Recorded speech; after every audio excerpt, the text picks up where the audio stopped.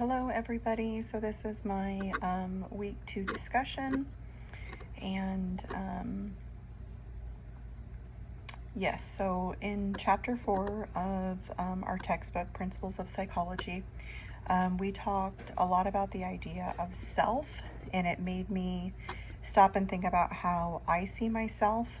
The chapter explained that self has different parts, like our self-concept, which is what we know and what we believe about who we are.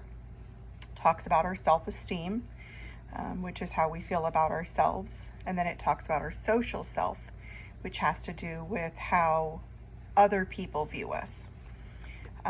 When I think about my own self, it made me realize that it's always changing, and it's dependent on what's going on in my life.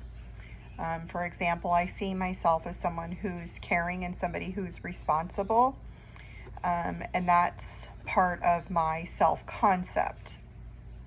But my confidence shifts depending on what the situation is.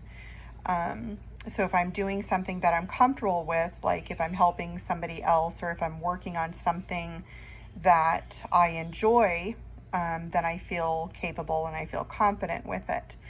But if I'm presenting in front of a class, that one was a really easy one for me to come up with, then I second guess myself more. And so I feel like that shows you a good concept of how flexible our self can be, depending on the time and the situation and what's happening in our life.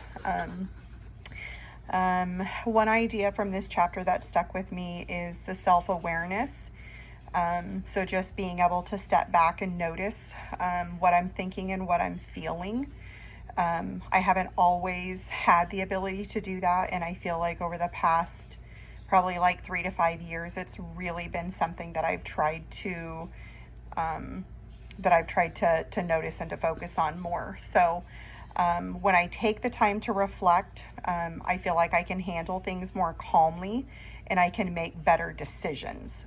So for example, if I'm stressed, or if I'm being too hard on myself, which sometimes I do tend to do, I try and notice so that I can stop and I can take a breath instead of allowing myself to spiral, because the more I allow myself to spiral, the more out of control it kind of becomes.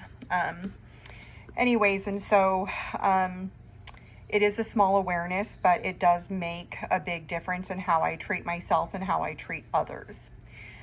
So the self-esteem portion, to me, that means having a little healthy and realistic sense of who I am. And it's not always about feeling amazing or confident about myself, but it's about accepting the strengths that I have and the weaknesses that I have, and recognizing that both are okay. So from this week's reading, I learned that people with healthy self-esteem don't always see mistakes as proof that they're not good enough.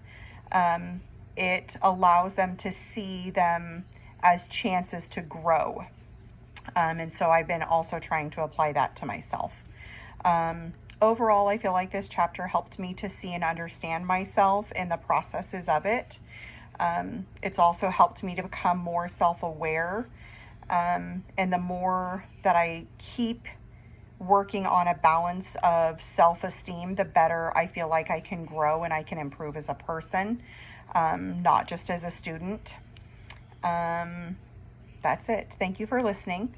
And this chapter, it kind of got me to thinking, maybe to end on a question note, also gives somebody a key point to talk back to me about with a discussion.